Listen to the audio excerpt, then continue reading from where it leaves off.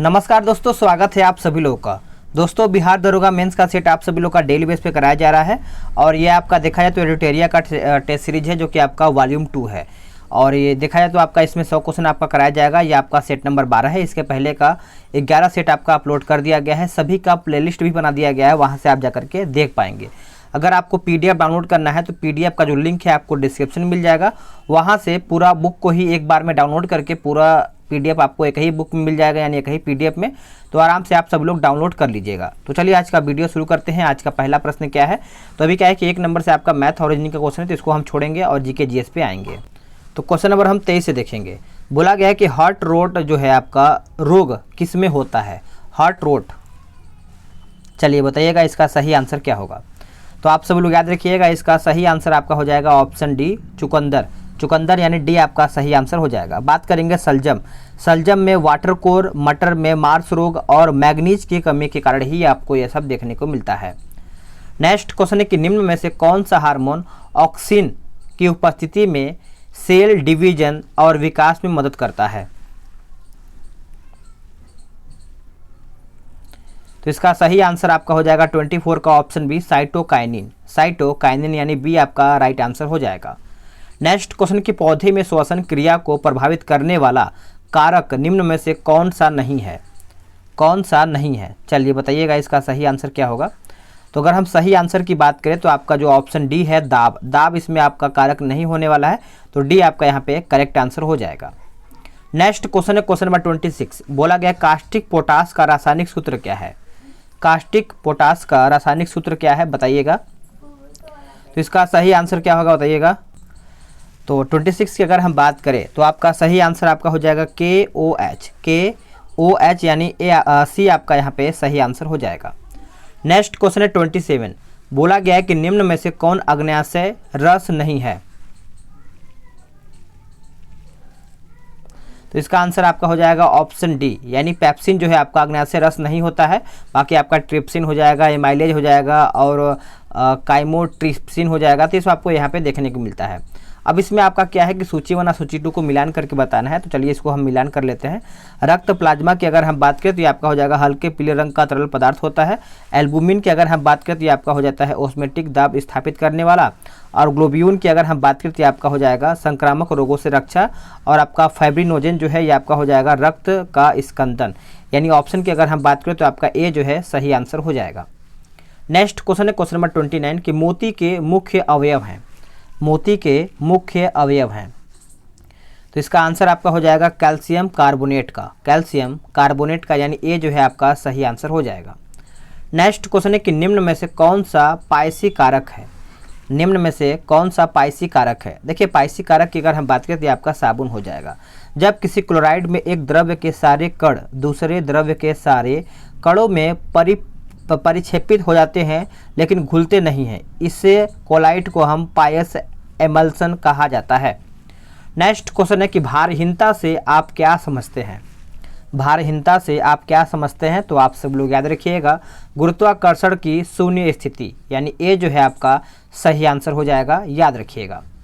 Next question है question number इसमें आपका बोला गया है 32 कि यहाँ पे आपका पानी 212 डिग्री फ़ारेनहाइट या फिर 100 डिग्री सेंटीग्रेड पर उबलता है तो और 32 फ़ारेन या 0 डिग्री सेंटीग्रेड पर पिघलता है। यदि किसी व्यक्ति के शरीर का तापमान 35 डिग्री सेल्सियस है तो कितने फ़ारेनहाइट के बराबर है?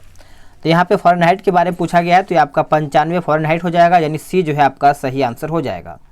नेक्स्ट क्वेश्चन है कि किस प्राणी के प्लाज्मा में हीमोग्लोबिन का विलयन या फिर हीमोग्लोबिन का विलय होता है?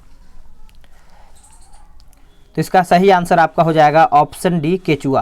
देखिए केचुआ एनिलिडा संघ के प्राणी होता है जिसका प्लाज्मा हीमोग्लोबिन में विलयित यानी विलयित हो जाता है। केचुआ को किसान का मित्र भी कहा जाता है और ये मिट्टी को खाकर मल के रूप में फास्फोरस युक्त मृदा निकालता है जिसमें भूमि की उर्वरता जो है शक्ति बढ़ जाती है।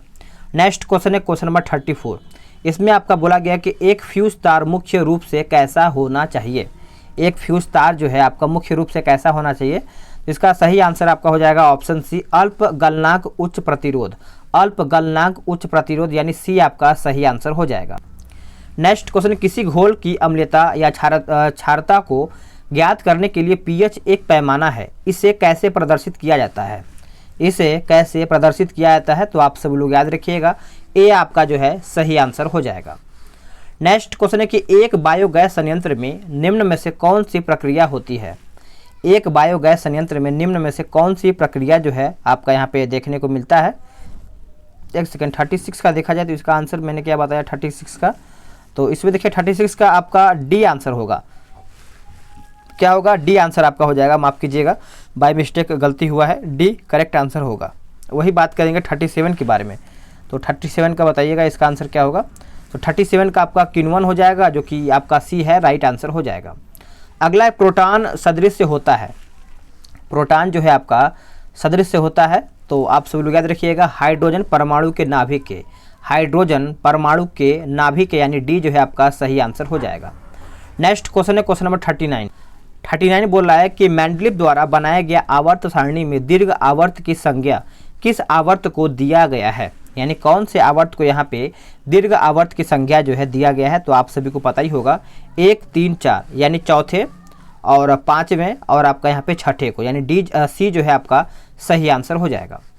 नेक्स्ट क्वेश्चन है क्वेश्चन नंबर 40। इसमें आपका क्या बोल रहे हैं देख लेते हैं, इसमें मिलान ही करके बताना है, तो चलिए हम देख लेते हैं इसको। अगर हम बात करें सरदार पटेल के बारे में, तो आप सब लोग याद रखिएगा गृह सूचना एवं प्रसारण हो जाएगा, यानी गृह सूचना प्रसारण किसमें दिया गया है, तो आपका हो जाएगा दूसरे में। डॉक्टर राजेंद्र प्रसाद, एक सेकेंड, हाँ ठीक है, डॉक्टर राजेंद्र प्रसाद आपका यहाँ पे क्या हो जाएगा, आपका खाद्य एवं कृषि हो जाएगा। और जगजीवन राम की अगर हम बात करें तो ये आपका हो जाएगा श्रम, और लियाकत अली की बात करें तो ये आपका हो जाएगा वित्त विभाग। तो ऑप्शन के हिसाब से देखा जाए तो आपका यहाँ पे जो सी है यही आपका राइट आंसर हो जाएगा। नेक्स्ट क्वेश्चन है कि संविधान सभा के लिए चुनाव कब हुआ था, वेरी इंपॉर्टेंट। देखिए संविधान सभा के बारे में अगर हम बात करें तो आप सब लोग याद रखिएगा जुलाई अगस्त 1946 को संविधान सभा के लिए चुनाव जुलाई अगस्त 1946 को हुआ था। संविधान सभा के सदस्यों की कुल संख्या 389 निश्चित किया गया था। नेक्स्ट क्वेश्चन है क्वेश्चन नंबर 42। बोला गया है कि संविधान का वह कौन सा भाग है जिसे लागू करवाने के लिए व्यक्ति सीधे उच्चतम न्यायालय में जा सकता है। तो भाग को आपको पता ही होगा, ये आपका हो जाएगा भाग 3। अगर हम भाग 1 की बात करें तो भाग 1 में आपका अनुच्छेद 1 से लेकर 4 है। भाग 2 की बात करें तो आपका क्या बोलते हैं 5 से 11 है। और भाग 3 की बात करें तो आपका 12 से 35 है। तो आपका ये किससे है, तो आप कमेंट करके बताइएगा। नेक्स्ट क्वेश्चन है क्वेश्चन नंबर 43। बोला गया है कि निम्नलिखित कथनों में से कौन सा कथन जो है आपका गलत है, यानी इसमें से आपका गलत कथन छाट के बताना है। तो ऑप्शन के हिसाब से देखा जाए तो आपका अनुच्छेद 19 में 7 प्रकार के अधिकारों की चर्चा किया गया, यही आपका गलत है। देखिए अनुच्छेद 19 में 6 प्रकार के अधिकारों की चर्चा किया गया है, जैसे कि हम बता देते हैं आपको। वाक एवं अभिव्यक्ति की स्वतंत्रता, शांतिपूर्वक और निरायुध सम्मेलन का अधिकार, संगम संघ या सहकारी समितियां बनाने का अधिकार है, भारत के राज्य क्षेत्र में सर्वत्र आबाद संयंत्र का अधिकार है, भारत के राज्य क्षेत्र के किसी भाग में और देखा है तो घूमने और बस जाने का भी आपका निवास करने का अधिकार है, कोई भी वृत्ति व्यापार या कारोबार करने का अधिकार, यानी 6 प्रकार का यहाँ पे अधिकार दिया गया है। अगला प्रश्न क्या है कि संविधान के किस भाग में सहकारी समितियों का उपबंध किया गया है। 44 की अगर हम बात करें तो आपका भाग 9 ख यानी सी आपका राइट आंसर हो जाएगा। नेक्स्ट क्वेश्चन है कि निम्नलिखित में से किसकी नियुक्ति राष्ट्रपति के द्वारा नहीं की जाती है। यदि राष्ट्रपति के द्वारा यहाँ पे नियुक्ति नहीं होता है तो आप सब लोग याद रखिएगा स्पीकर, यानी बी जो है आपका सही आंसर हो जाएगा। स्पीकर की नियुक्ति राष्ट्रपति के द्वारा नहीं होती है, बल्कि लोकसभा स्वयं ही अपने सदस्यों में से एक अध्यक्ष का चयन करते हैं या फिर निर्वाचन करता है। अनुच्छेद 93 के अनुसार ये आपका होता है। नेक्स्ट क्वेश्चन है कि निम्न में से किस अधिनियम के अंतर्गत कंपनी के कर्मचारियों को निजी व्यापार करने पर प्रतिबंध लगा दिया गया है। तो इसका आंसर आपका हो जाएगा रेगुलेटिंग एक्ट, जो आपका 1773 में रेगुलेटिंग एक्ट आप सब लोग याद रखिएगा। चलिए आगे देखते हैं। अगला प्रश्न है कि संविधान सभा के चुनाव में कांग्रेस को कितनी सीटें प्राप्त हुई थी। संविधान सभा के चुनाव की अगर हम बात करें तो आप सब लोग याद रखिएगा 208 यानी, और मैंने आपको बताया कि इसका चुनाव करीबन जुलाई अगस्त 1946 में हुआ था और कांग्रेस की सीट 208 थी। और वही मुस्लिम लीग की बात करें तो आपका 73 था और अन्य की बात करें तो आपका यहाँ पे 15 था। नेक्स्ट क्वेश्चन है कि एक नया राज्य बनाने के लिए संविधान संशोधन की आवश्यकता होती है। इस प्रकार के संशोधन के लिए किस प्रकार की बहुमत की आवश्यकता होती है। चलिए बताइएगा। 48 का सही आंसर आपका हो जाएगा साधारण बहुमत की। साधारण बहुमत यानी ए जो है आपका सही आंसर हो जाएगा। चलिए आगे देखते हैं अगला प्रश्न क्या है। अगला प्रश्न है कि बिहार में कुल कितने संसदीय सीट हैं। बिहार में कुल कितने संसदीय सीट है, तो आप सब लोग याद रखिएगा 56 हो जाएगा। डी आपका यहाँ पे सही आंसर हो जाएगा। तो और यहाँ पे देखिए दोनों मिला करके है लोकसभा सीट और राज्यसभा सीट। यानी लोकसभा की अगर हम बात करें तो आपका 40 है और राज्यसभा की बात करें तो आपका यहाँ पे 16 है। नेक्स्ट क्वेश्चन है कि बिहार में चौकीदारी कर नहीं देंगे अभियान की शुरुआत कहाँ से हुआ है। तो इसका सही आंसर आपका हो जाएगा चंपारण से किया गया है। ए आपका यहाँ पे करेक्ट आंसर हो जाएगा। चलिए आगे देखते हैं अगला प्रश्न क्या है कि स्वदेशी आंदोलन की शुरुआत किस अधिवेशन के बाद हुआ है। स्वदेशी आंदोलन की अगर हम बात करें तो आपको पता ही होगा बनारस अधिवेशन। ये आपका कब हुआ था, तो ये आपका 1905 में स्वदेशी आंदोलन की शुरुआत किया गया था, तो इसके पश्चात किया गया था। नेक्स्ट क्वेश्चन कि चंपारण सत्याग्रह के प्रमुख किसान नेता कौन थे। चंपारण, तो आप सब लोग याद रखिएगा राजकुमार शुक्ला। राजकुमार शुक्ला यानी ए जो है आपका सही आंसर हो जाएगा। स्वामी सहजानंद सरस्वती बाद में अखिल भारतीय किसान सभा की स्थापना किए थे। नेक्स्ट क्वेश्चन है कि निम्नलिखित में से कौन सी यानी कौन 1934 में गठित कांग्रेस सोशलिस्ट पार्टी से संबंधित नहीं थे। तो सही आंसर आपका हो जाएगा 53 का ऑप्शन डी सुभाष चंद्र बोस। सुभाष चंद्र बोस यानी डी जो है आपका सही आंसर हो जाएगा। नेक्स्ट क्वेश्चन के प्रथम गोलमेज सम्मेलन के समय ब्रिटेन के तत्कालीन प्रधानमंत्री कौन थे। ब्रिटेन के तत्कालीन प्रधानमंत्री कौन थे, तो आप सभी लोग याद रखिएगा मैकडोनाल्ड। मैकडोनाल्ड यानी बी आपका सही आंसर हो जाएगा, जो कि यहाँ पे प्रथम गोलमेज सम्मेलन के समय ये प्रधानमंत्री थे जो पहला हुआ था। और बात करेंगे आपका 30 में हुआ था, फिर आपका 31 में और 32 में, यानी 3 गोलमेज सम्मेलन हुआ था, फर्स्ट, सेकेंड और थर्ड। नेक्स्ट क्वेश्चन की प्रारंभिक मध्यकाल में बिहार का क्षेत्र किसके बीच संघर्ष का अखाड़ा बना रहा। अखाड़ा बना रहा, तो आप सब लोग याद रखिएगा बंगाल और दिल्ली। बंगाल और दिल्ली यानी बी जो है आपका सही आंसर हो जाएगा। नेक्स्ट क्वेश्चन है कि भारत छोड़ो आंदोलन किसकी प्रतिक्रिया में आरंभ किया गया था। भारत छोड़ो आंदोलन, तो इसका सही आंसर की अगर हम बात करें तो ये आपका हो जाएगा option B Cripps Mission. Cripps Mission यानी बी जो है आपका सही आंसर हो जाएगा। नेक्स्ट क्वेश्चन है कि निम्नलिखित में से कौन सुमेलित नहीं है। इसमें से पूछा गया है कौन आपका गलत है। देखिए गलत की बात करें सबसे पहले हम सही देखते हैं। प्रथम आंग्ल अफगान युद्ध आपका लॉर्ड ऑकलैंड हो जाएगा। प्रथम आंग्ल वर्मा युद्ध आपका लॉर्ड एमहर्स्ट हो जाएगा। और जो आपका तृतीय आंग्ल मराठा युद्ध लॉर्ड हार्डिंग प्रथम, ये आपका गलत है। देखिए तृतीय आंग्ल मराठा युद्ध जो है आपका लॉर्ड हेस्टिंग के शासनकाल में हुआ था। और ये आपका जो अंग्रेजों द्वारा सिद्ध विजय आपका लॉर्ड एलनबरो, ये आपका सही है। नेक्स्ट क्वेश्चन कि समाजवाद क्यों पुस्तक के लेखक कौन है। समाजवाद क्यों पुस्तक के लेखक कौन है, तो आप सब लोग याद रखिएगा जयप्रकाश नारायण। जयप्रकाश नारायण यानी बी आपका सही आंसर हो जाएगा। 1857 की क्रांति के बाद कहाँ आयोजित दरबार में लॉर्ड कैनिंग ने महारानी विक्टोरिया की उद्घोषणा को पढ़ा था। तो इसका सही आंसर आपका हो जाएगा ऑप्शन डी इलाहाबाद। देखिए 1857 की क्रांति के बाद 1 नवंबर 1858 को इलाहाबाद में आयोजित दरबार में लॉर्ड कैनिंग ने महारानी विक्टोरिया की घोषणा जो है उद्घोषणा को पढ़ा था, तो इलाहाबाद में। नेक्स्ट क्वेश्चन कि शिवाजी को औरंगजेब ने 16 मई 1666 ईस्वी को जयपुर भवन में कैद कर लिया। वहां से शिवाजी किस तारीख को भाग निकले थे, तो आप सभी लोग याद रखिएगा इसका सही आंसर आपका हो जाएगा 16 अगस्त 1666 में, यानी ए जो है आपका सही आंसर हो जाएगा। नेक्स्ट क्वेश्चन कि 1580 ईस्वी में अकबर के द्वारा एक नवीन कर प्रणाली दहसाला बंदोबस्त प्रारंभ किया गया था। इसे टोडरमल बंदोबस्त भी कहा जाता है। इस व्यवस्था के अंतर्गत भूमि को कितने भागों में बांटा गया था, तो अगर हम भूमि के बारे में बात रखें तो आप सब लोग याद रखिएगा 4 भागों में बांटा गया था, जो कि आपका पोजाल, परती, चाचर एवं बंजर में बांटा गया था। 4 भागों में बांटा गया था। औरंगजेब ने किस सूफी सिलसिले को अपनाया था। औरंगजेब की अगर हम बात करें तो आप सब लोग याद रखिएगा नक्शबंदी। नक्शबंदी सिलसिला सबसे कट्टर इस्लामी सिलसिला माना जाता है। औरंगजेब एक कट्टर मुगल शासक था, अतः उसने नक्शबंदी सिलसिले को अपनाया था। तो आप इस पॉइंट को अच्छे से याद रखिएगा। नेक्स्ट क्वेश्चन कि एलोरा के प्रसिद्ध गुफा मंदिरों का निर्माण किस वंश के शासकों द्वारा करवाया गया था, तो यह आपका करवाया गया था राष्ट्रकूट। राष्ट्रकूट यानी सी आपका सही आंसर हो जाएगा। एलोरा के प्रसिद्ध कैलाश मंदिर का निर्माण राष्ट्रकूट नरेश कृष्ण प्रथम ने करवाया था। नेक्स्ट क्वेश्चन है क्वेश्चन नंबर 64 कि किस बौद्ध संगीति के आयोजन के बाद महात्मा बुद्ध को देवता माना या फिर देवता मान लिया गया था। तो इसका सही आंसर आपका हो जाएगा चतुर्थ बौद्ध संगति, डी आपका यहाँ पे करेक्ट आंसर हो जाएगा। नेक्स्ट क्वेश्चन है क्वेश्चन नंबर 65। बोला गया है कि निम्नलिखित में से कौन सी पुस्तक में नागार्जुन द्वारा सापेक्षता का सिद्धांत प्रस्तुत किया गया था। तो इसका सही आंसर आपका हो जाएगा माध्यमित्र सूत्र, यानी माध्यमिक सूत्र लिखा गया है, जो कि ए जो है आपका सही आंसर हो जाएगा।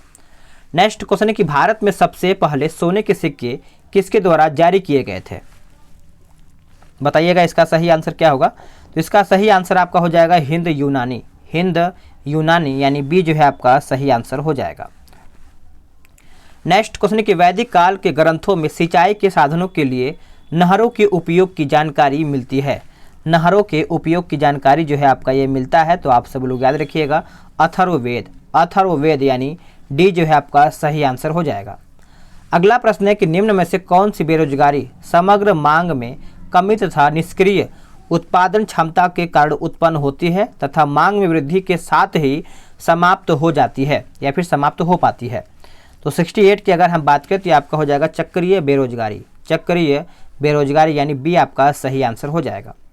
नेक्स्ट क्वेश्चन है कि मांग का नियम के संदर्भ में निम्न में से क्या सही है। तो आप सब लोग याद रखिए केवल 1 और 2, यानी कीमत घटने में मांग बढ़ती है और कीमत बढ़ने से मांग घटती है, यानी सी जो है आपका सही आंसर हो जाएगा। अगला प्रश्न है ग्लोबल इकोनॉमिक्स प्रोस्पेक्ट्स रिपोर्ट निम्न में से किस संस्था के द्वारा जारी किया जाता है। ये कौन से संस्था के द्वारा जारी किया जाता है। तो ये आपका हो जाएगा ऑप्शन सी विश्व बैंक, यानी सी आपका सही आंसर हो जाएगा। निम्नलिखित में से कौन सा संबंध फिलिप्स वक्र द्वारा दर्शाया जाता है।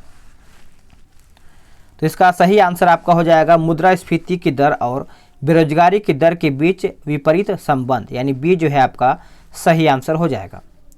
नेक्स्ट क्वेश्चन कि गरीबी रेखा से नीचे रहने वाले लोगों को फ्री इंटरनेट सेवा प्रदान करने वाला देश का पहला राज्य कौन बन गया है। तो ये आपका बन गया है केरल, जो कि ए जो है आपका सही आंसर हो जाएगा। अगला प्रश्न है 73। बोला गया है कि निम्नलिखित में से कौन प्रत्यक्ष कर नहीं है। तो आप सब लोग याद रखिएगा सीमा शुल्क केंद्र सरकार द्वारा अप्रत्यक्ष कर है। निगम कर एवं आयकर प्रत्यक्ष कर के अंतर्गत आते हैं। तो निगम कर और आयकर आप सब लोग याद रखिएगा, ये सब आप सब लोग का देखा जाए तो प्रत्यक्ष कर के अंतर्गत आते हैं। नेक्स्ट क्वेश्चन है कि निम्न में से किस चट्टान प्रणाली से चूने का पत्थर, बलुआ पत्थर, चीनी मिट्टी प्राप्त होती है। तो ये आपका हो जाएगा ऑप्शन डी विंध्यन, यानी डी जो है आपका सही आंसर हो जाएगा। अगला है किस देश ने हाल ही में WHO से अपने संबंधों को समाप्त कर दिया है। ये किसके द्वारा किया गया है। तो आप सब लोग याद रखिएगा अमेरिका हो जाएगा, सी आपका सही आंसर हो जाएगा। जैव विविधता का अर्थ क्या है बताइएगा। तो इसका आंसर आपका हो जाएगा एक निर्धारित क्षेत्र में विभिन्न प्रकार के पादप एवं जंतु, यानी जो सी है आपका सही आंसर हो जाएगा। अगला प्रश्न है कि भारत सरकार द्वारा नई वन नीति किस वर्ष लागू किया गया था। भारत सरकार के द्वारा नई वन नीति किस वर्ष लागू किया गया था। तो यह आपका हो जाएगा 1988, यानी ए आपका सही आंसर हो जाएगा। अगला है ग्रीन मफलर संबंधित है किससे। ग्रीन मफलर जो है यह आपका संबंधित है ध्वनि प्रदूषण से, यानी सी आपका सही आंसर हो जाएगा। नेक्स्ट क्वेश्चन है कि निम्नलिखित में से किस नदी का उद्गम जो है महाभारत श्रेणी से नहीं होती है। तो इसका उत्तर क्या होगा। यह आपका हो जाएगा ऑप्शन डी अजय, यानी डी आपका राइट आंसर हो जाएगा। निम्नलिखित में से हिमालय की सबसे नवीनतम श्रेणी कौन सी है। हिमालय की सबसे नवीनतम श्रेणी की बात करें तो यह आपका हो जाएगा ऑप्शन डी शिवालिक श्रेणी, यानी ऑप्शन डी राइट आंसर हो जाएगा। अगला है कि लोसाई पहाड़ी किस राज्य में स्थित है। लोसाई पहाड़ी की अगर हम बात करें तो ये आपका हो जाएगा ऑप्शन सी मिजोरम में। लोसाई हिल मिजोरम राज्य में स्थित है। इसे मिलो हिल और ब्लू पिक के नाम से भी जाना जाता है। नेक्स्ट क्वेश्चन है कि निम्नलिखित में से किस श्रेणी को खनिजों का संग्रहालय कहते हैं। तो ये कहते हैं अरावली पर्वत श्रेणी को, यानी बी आपका सही आंसर हो जाएगा। नेक्स्ट क्वेश्चन है बोला गया है कि निम्नलिखित में से कौन सा कथन जो है आपका यहाँ पे असत्य है, यानी गलत कथन आपका कौन सा है। देखा जाए तो आपका यहाँ पे चारों आपका यहाँ पे सत्य है। गुजरात राज्य का समुद्री तट सबसे अधिक लंबा है। भारत के कुल 9 राज्य समुद्री तट से लगे हैं। भारत का औसत समुद्री जो आपका तल चेन्नई तट से नापा जाता है। भारत के कुल 4 केंद्रशासित प्रदेश समुद्री तट को स्पर्श करते हैं। तो चारों आपका सही है। अगला है कि माता टीला बांध किस नदी पर स्थित है। तो माता टीला अगर बात करें तो ये आपका हो जाएगा ऑप्शन ए बेतवा। ठीक है, बेतवा आपका सही आंसर हो जाएगा और इसको आप अच्छे से याद रखिएगा। भारत के अंडमान निकोबार में स्थित नौरकोंडम ज्वालामुखी किस प्रकार की है। तो ये आपका है आपका प्रसुप्त हो जाएगा, यानी बी जो है आपका सही आंसर हो जाएगा। वर्ष 2011 की जनगणना के अनुसार किस केंद्र शासित प्रदेश की सर्वाधिक साक्षरता दर है।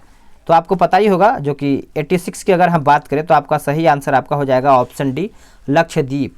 लक्षद्वीप यानी 91.8% सर्वाधिक दर। सबसे कम साक्षरता दर आपका दादर एवं नगर हवेली का है 76.2%। नेक्स्ट क्वेश्चन है कि निम्नलिखित में से कौन सा बंदरगाह एक ज्वारीय बंदरगाह है। एक ज्वारीय बंदरगाह है तो आप सब लोग याद रखिएगा कांडला। कांडला यानी सी जो है आपका सही आंसर हो जाएगा। नागरहोल नेशनल पार्क किस राज्य में स्थित है।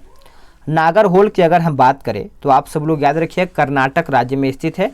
बी आपका सही आंसर हो जाएगा। अगला है कि भारत का सबसे पश्चिमी बिंदु गौरमोता यानी गौरमोता कितने डिग्री देशांतर यानी गुजरात पर अवस्थित है। तो इसका सही आंसर आपका हो जाएगा ऑप्शन सी 68 डिग्री 60 मिनट। अगला कि विश्व सांख्यिकी दिवस कब मनाया जाता है। वेरी इंपॉर्टेंट, सभी को पता है कि विश्व सांख्यिकी दिवस जो है ये आपका कब मनाया जाता है। कमेंट करके बताइएगा। वैसे तो आपका 20 अक्टूबर को ही मनाया जाता है। अगला है घूमर किस राज्य का लोक नृत्य है। घूमर, घूमर को सभी लोग जानते हैं जो कि राजस्थान का एक लोक नृत्य है। सी आपका सही आंसर हो जाएगा। अगला है कि होलकर ट्रॉफी किस खेल से संबंधित है। कौन सा ट्रॉफी। होलकर ट्रॉफी। तो ये आपका हो जाएगा आपका 92 का ऑप्शन सी ब्रिज, यानी सी आपका सही आंसर हो जाएगा। वही हम बात करेंगे कि जो आपका राधा मोहन कप जो है ये आपका पोलो से संबंधित है। तो राधा मोहन भी आप याद रखिएगा। अगला है कि निम्न में से निम्न में से किसे अजातशत्रु के लोकप्रिय उपनाम से जाना जाता है। चलिए बताइएगा इसका सही आंसर क्या होगा। तो इसका सही आंसर आपका हो जाएगा doctor Rajendra Prasad. Doctor Rajendra Prasad. Next question है कि मैंग्रोव वन का विकास किस प्रकार के जल से होता है। मैंग्रोव वन का विकास के बारे में याद रखिएगा। यह आपका हो जाता है खारे जल और मीठे जल, यानी जो डी है ए और बी दोनों सही हो जाएगा। नेक्स्ट क्वेश्चन में बोला गया है कि निम्न में से कौन सा देश स्थलबद्ध देश है। स्थलबद्ध देश है तो ये आपका हो जाता है ऑप्शन सी ए और 2, यानी 1 और 2 हो जाएगा। बोलीविया हो जाएगा और पराग्वे हो जाएगा। नेक्स्ट क्वेश्चन है कि भारतीय अंतरिक्ष अनुसंधान संगठन यानी इसरो की स्थापना किस वर्ष में किया गया था। देखिए इसरो की अगर हम बात करें तो आप सब लोग याद रखिएगा ये आपका 1969 में किया गया था और 15 अगस्त 1969 का। तो आप सब लोग याद रखिएगा। निम्न में से किसके अंतर्गत पक्षियों से संबंधित अध्ययन किया जाता है। तो इसका आंसर आपका हो जाएगा ऑर्निथोलॉजी। ऑर्निथोलॉजी यानी ऑप्शन बी। नेक्स्ट क्वेश्चन है कि निम्नांकित में से कौन सी अक्रिय गैस वायुमंडल में नहीं पाई जाती है। वायुमंडल में नहीं पाई जाती है तो ये आपका हो जाएगा ऑप्शन बी, यानी तीसरा आपका है रेडॉन। रेडॉन यानी बी हो जाएगा। अगला कि निम्नांकित में से सबसे अधिक अभिक्रियाशील धातु कौन सी है। अभिक्रियाशील जो धातु है ये आपका हो जाएगा पोटासियम, यानी बी जो है आपका सही आंसर हो जाएगा। नेक्स्ट और आखिरी बोला गया है कि काराकोरम, लद्दाख एवं जास्कर श्रेणी किस हिमालय में आते हैं। कौन से हिमालय में आते हैं तो आप सब लोग याद रखिएगा ट्रांस हिमालय। ट्रांस हिमालय यानी ए जो है आपका सही आंसर हो जाएगा। तो फ्रेंड्स आप सब लोग का यहाँ पे 100 क्वेश्चन समाप्त हो गया है। वीडियो को लाइक शेयर और पीडीएफ को डाउनलोड करना ना भूलिएगा। पीडीएफ का लिंक आपको डिस्क्रिप्शन में मिल जाएगा, वहाँ से पीडीएफ को डाउनलोड करके रिवीजन आप कर सकते हैं। मिलते हैं एक नई वीडियो में। आज के लिए इतना ही। जय हिंद, वंदे मातरम।